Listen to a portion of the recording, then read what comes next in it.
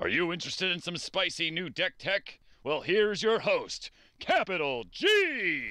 And ladies and gentlemen, Capital G back at it, bringing you Jinnie Fay, Jetmir second. Before we dive into that, special thanks, of course, to Lunchbox for the intro. Cool dude. Be sure to come and play some EDH with him over on our Discord group, Dungeons and Cardboard. Free to join, free to play, our LGS away from our LGS, and now on Instagram and Twitter as well. Links for all of the socials in the description below. It's so awesome it makes my cat skittish. Anyways, on the topic of cats, by the way, Jinnie Fay, Jetmir second, makes us cat tokens and dog tokens. So how cool is that? Very awkward mana cost. Well, a green mana, a green or white mana, and a green or red mana to cast it. You could in concept make this mono green, and believe me, that is something that I am known for doing. But I am playing with all three colors in this one. She's a 3/3, and it says here, whenever we create one or more tokens, we instead create that many 2/2 green cats with haste, or that many 3/1 green dogs with vigilance. So if we want to attack right away, we make the cats. If we don't necessarily need to, we can make the dogs. Cool stuff. So let's see what ended up in our 99. I don't have anything specific to highlight here, so we're just going to dive into the artifacts. We're diving into the mother of all artifacts, the Bootlegger's Stash. Lands you control have tapped, create a treasure token. A lot of people think this is absolutely ridiculous. I don't entirely disagree with that statement. But I think it's especially good here, since with our commander, all of a sudden becomes tap a land, create a hasty cat. Yes, please. That's the plan. On the topic of making cats, the Asika's Chariot. Green and 3 for this 4/4 vehicle. It costs 4 power worth of creatures to crew it. It enters the battlefield and makes 2 cats. So yes, please, and whenever this attacks, we can copy token. Running the Halo Fountain, this is also kind of ridiculous, honestly. White and 2 for this artifact. White, tap this, and untap a creature we control to create a 1/1 green and white citizen. Obviously, if our commander in play is going to be slightly better than just a 1/1 citizen. 2, tap, untap 2 tapped creatures to draw a card. And 5 white, tap, untap 15 tapped creatures we control to win the game. It is possible to do it in this deck, believe it or not. Did I put it in here? Yes, I did.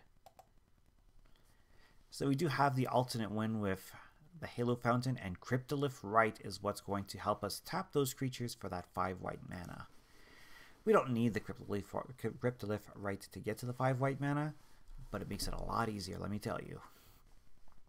So, lots of craziness with Halo Fountain and Cryptolith Rite. Just the heads up there. The Hoard Hauler. I thought this was pretty cool. Not everybody likes this one, but hey, red and 3 for this vehicle. Crew 3, which means one of our dogs can crew it and has trample. And whenever this deals combat damage to a player, create a treasure token for each artifact they control. I mean, I've been finding that, and I think it's the effect of Dockside Extortionist really, that there are fewer artifacts out there than there used to be on the overall. Is that just me, or is that a true statement? Let me know in the comments. I mean, even this deck doesn't run a lot of artifacts. We've only got one more, and it's not even a Soul Ring. It's Skull Clamp. We are going soulless in this deck. Skull Clamp, we can clamp this to one of our dogs to draw 2 cards. So, thought it was a good fit here. Tokens are not the only creatures we're playing with, so let us go into our creatures, and let us start with the Academy Manufacturer. If you would create a clue, food, or treasure token, instead create one of each. And I've had to double check to see if this works, but I'm pretty sure that if you had your commander out, Jinnie Fay, and we have this out, and we create a treasure, we can apply the Academy Manufacturer as a replacement effect first to create a clue, food, and treasure, and then turn them all into cats or dogs as needed. Also creating us a bunch of tokens at a time is Adeline Resplendent Cathar. Obviously, we have to be careful with who we swing this at, as she only has the 4 toughness. But every time we attack, for each opponent, we're creating a 1/1 white human token that could end up being a cat or dog, tapped and attacking that player or a planeswalker they control. Adriana, this is Spice. This is going to help us close out some games. She has melee. Other creatures we control have melee, which means that as long as you're attacking multiple opponents, they get... Say you're attacking 3 opponents. All 3 of your opponents for your creatures, they're all getting +3/+3. Yes, this is exactly what we want to be doing. Arasta of the Endless Web. Whenever an opponent casts an instant or sorcery, we get a spider with reach. It could end up being a cat or dog if our commander is on the battlefield. Regardless, it's a way to have our opponents help us generate value. Avenger of Zendikar. Seems like a weird ad, doesn't it? But here's the thing. Let's say we have 9 lands out. We cast this. Our commander's on the battlefield. Instead of getting plants, we instead get, say, 9 2/2 hasty cats. Yes, please. Then we don't have to wait for the landfall to make them big or relevant creatures. They are attacking that same turn. Gala Greeters. Whenever another creature enters the battlefield under your control, we choose each of these modes, but we can only choose the mode once per turn. Put a +1/+1 counter on the Gala Greeters, create a tapped treasure, or gain 2 life. I thought these were pretty cool synergies. I mean, it's really easy for us to put a creature down, create a treasure. It could be another creature instead of a treasure, and then get a second trigger. So I thought this was a fun ad. The Glittermonger taps to create a treasure token. 4 mana creature. It's not the best rate for a mana dork specifically, but a mana dork that could get us creatures and get us on offense. Yes, please. Going to a classic, the Handweir Garrison. And yes, of course, we are running the corresponding land. So whenever this attacks, we get to put 2 1/1 red human creature tokens, which could be cats or dogs, onto the battlefield tapped and attacking. I ideally think it should be dogs. When we're putting creatures into play tapped and attacking, it should be dogs because of the extra power. And because we don't need the haste so much from the cats. So we'll take the extra point of power from the dogs. Nonetheless, of course, we are running its companion piece. Let us show that off for those who have not seen this before. The Handweir Battlements. It's a land that we can pay red, tap, target creature gains haste. Already pretty good, but if you have both this and the creature I showed you, the Handweir Garrison, we can use that second activated ability to create Handweir, the Withering Township. Which, I don't see the link for that here. Is that here? No, it's not here. But basically, we're going to be turning these 2 cards into a giant Sylvan for Eldrazi. It is not a polite thing to do. Moving on. So Jinnie Fay is Jetmir second, but what about Jetmir himself? Well, a great 99 card. You don't necessarily want to run him in the command zone because everybody knows that you basically got an overrun effect in the command zone ready to go at will. Whereas by putting him in the 99, your opponents are still kind of scared of it. They're going to be expecting this, I'm sure. Because, let's see what he does. Creatures you control get +1/+0 and have vigilance as long as you control 3 or more creatures. They get an additional +1/0 and have trample as long as you control 6 or more creatures. And they get an additional +1/+0 and have double strike as long as you control 9 or more creatures. So we are going to go wide, and Jetmir is going to help us close it out. Or if he doesn't close it out outright, at least knock some of our opponents out of the game, and whoever's left will be set back to oblivion. Another classic is Krenko, Tin Street Kingpin. When this attacks, put a 1/1 counter on it, then create that many 1/1 red goblin tokens. They don't necessarily have to be goblins, of course. They could, in fact, be cats or dogs, thanks to our commander. A Moon Blessed Cleric. You get a lot of value out of this card. Just a dinky little uncommon, but it lets us go get an enchantment. Any enchantment that we want, put it on top of our library. We're going to have ways to draw it, or if we can wait the turn, we can wait the turn. But we've got some excellent enchantments to play with in this deck. We'll see that shortly.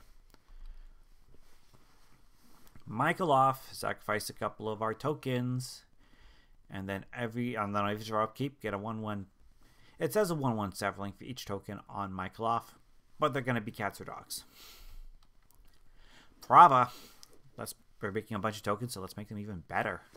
As long as it's our turn, creature tokens we control get +1/+4, making them a lot more likely to survive combat. A little bit of a nombo with the Skull Clamp, I do admit, but that's fine.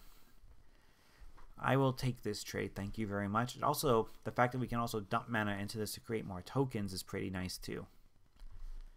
The Prosperous Innkeeper. It enters the battlefield, we get a treasure token, which could in fact be a cat or dog. And whenever another creature enters the battlefield under our control, we gain a life. Yes, please. Rumor Gatherer. First time a creature enters the battlefield under our control, we scry. If it's the second time this ability is resolved this turn, we get to draw a card instead. So a little bit of card draw in white for us on this one. I think that's pretty cool. Stormkiln Artist. Anytime we play an instance or sorcery, we get a treasure, which could in fact be a cat or a dog token. I'll take that. Tireless Provisioner. Landfall, create a food token or a treasure token. Which either way could be a cat or dog. Obviously depends on where we are at in the game. Tireless Tracker as well is here. Creates clues. But again, those clues could just as easily become creatures. Tolzamir Wolfblood. Other green creatures you control get +1/+1. Jinnie Fay's tokens are green, so it anthems those creatures for us. Other white creatures we control get +1/+1 as well. And this taps to create a 2/2 white wolf creature token named Voja. So obviously the token this creates is legendary, so we can only have one Voja out at a time. Unless, of course, our commander is out, then this just taps to create another cat or dog for us, which, again, gets buffed by the anthem anyways. So, yes, please. Last creature, the Witty Roastmaster. Whenever another creature enters the battlefield under your control, deal 1 damage to each opponent. Now, someone's like, oh, it's not that good a card, you can shock it. Nobody plays shock in our format. People are reluctant to play Lightning Bolt in our format, and that is, in fact, a proven amazing card. So much so that Lightning Bolt is getting a reprint in Baldur's Gate. So, there you go. Lightning Bolt, commander card, confirmed. Not the point.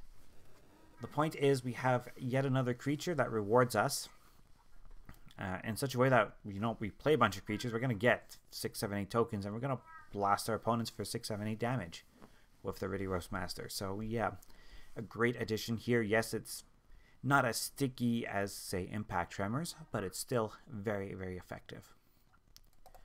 Over to our enchantments with the Anointed Procession. Obviously, we're going to play this. We're going to try and play the good enchantments here to get additional tokens because we're going wide. So this is going to help us do it. Yes, it's a bit of a money card, but worth it here. Awakening Zone spits out 0/1 Eldrazi Spawn that we can sacrifice to add a generic mana. With our commander out, of course, we instead get a cat or a dog, but it's still advancing our board. Battle for Bredagard. Chapters 1 and 2 create us some tokens, and Chapter 3 says choose any number of artifact tokens or creature tokens with different names and create a token that's a copy of it. So yes, please. Born to Drive. A card so awesome it's making my other cat really, really antsy. 3 mana, enchant artifact or creature, and as long as the enchanted permanent is a creature, it gets +1/+1 for each creature or vehicle we control. Sweet. We can also channel this. Wait and 2. Discard it, create 2 1/1 pilot tokens. We're not going to be really using pilots to crew anything. It's the fact that this is 3 mana, get 2 tokens as an activated ability, which is pretty sweet. Cryptolith Rite we've already discussed and got disgusted by alongside the Halo Fountain. Elemental Bond. Whenever a creature of power 3 or greater enters the battlefield under your control, draw a card. Our dogs are power 3, so if we want to draw some cards, we can create some tokens and make some dogs and draw some cards. Felidar Retreat already gets us some pretty nice cats. As is on our landfall, or we can put +1/+1 counters on the team every time we play a land. This card is a proven beast in my games. From Beyond, another way to put out tokens, in this case 1/1 Eldrazi Scion that we can sacrifice for generic mana. Or again, they could end up being cats or dogs with our commander. Either way, advances our board very nicely. Impact Tremors. Turns out I have this here too. And this is, I think, a $5 common last time I looked. Just because this can actually win games. It's very sticky, very effective. Parallel Lives. Same as Anointed Procession. If an effect would create one or more tokens under our control, create twice as many. We want all of the tokens, which is why we are also running the Smothering Tithe here. I don't care if I get the treasures or if I just get a cat. This is still going to put in all of the work for us. Valor and Akros. Here's an interesting one. Whenever a creature enters the battlefield under your control, creatures you control get +1/+1 until end of turn. So if we've got this out and we're able to, spit out a half a dozen cats in one turn, well, guess what? Not only are the cats hasty, but they're all going to be +6/+6. I'll take that. Wolf Caller's Howl rounds it out, an enchantment that at the beginning of our upkeep, we get to create X wolf creature tokens, where X is the number of our opponents with 4 or more cards at hand. So this can get us anywhere from 1 to 3 tokens per upkeep, which we can then convert into cats or dogs as required with our commander. Moving on to instants. Lots of great ways to create tokens, including the Artifact Mutation and the Aura Mutation. One can destroy an artifact, one can destroy an enchantment. Both gets us a bunch of tokens based on the mana value of the permanent they destroy.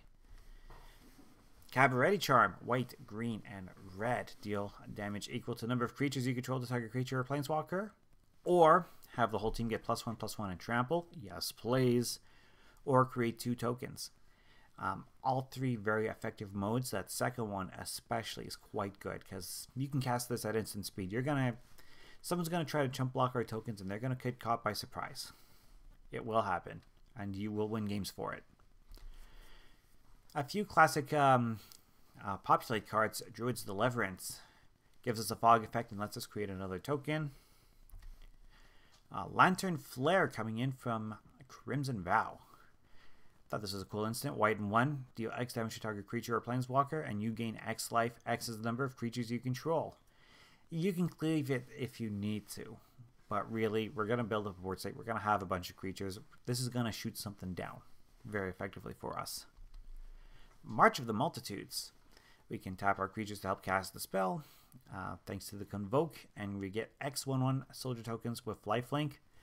Or, again, they could be cats or dogs based on what we have. And it's instant speed, too, so you already got like 6 creatures out. All of a sudden, double the size of your army or better. Yes, please. Rite of Harmony. Whenever a creature or enchantment enters the battlefield under your control this turn, draw a card. We have ways of getting out a bunch of creatures at once, so yes, we will be drawing a bunch of cards with this. Rootborn Defenses. Somebody tries to board wipe. Not only are we going to protect our board, but we're going to get an additional token out of the deal. Secure the Waste. White X. Create X tokens. Yes. Sundering Growth. Destroys an artifact or enchantment, then populate. Verdant Command. 2 mana. We get to choose 2 of the things.